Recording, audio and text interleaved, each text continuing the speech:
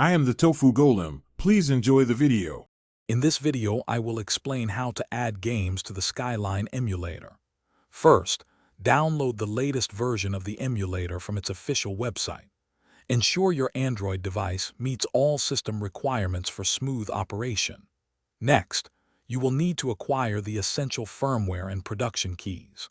Finally, create a specific folder on your device to store all your game files, keeping everything organized for easy access later. To add games, you must first obtain them in the correct format. Skyline Emulator primarily supports game files in either NSP or XCI formats. The most legitimate way is to legally dump your own game cartridges or digital purchases from your console. Always verify the integrity of these game files to prevent any issues during emulation. Remember to avoid downloading copyrighted games from unauthorized or illegal sources.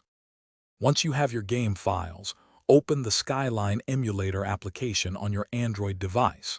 Navigate to the Games tab, which serves as your primary game library.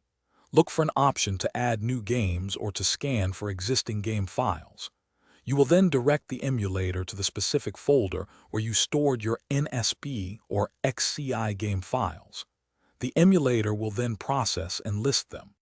After the scanning process is complete, all your newly added games will appear clearly within the emulator's library. To start playing, simply tap on the icon of the game you wish to launch. You can also adjust various emulator settings, such as resolution or control configurations, to enhance your gameplay experience. Now, you are ready to enjoy your favorite titles directly on your Android device using Skyline. Thanks for watching. Consider subscribing if we helped you today.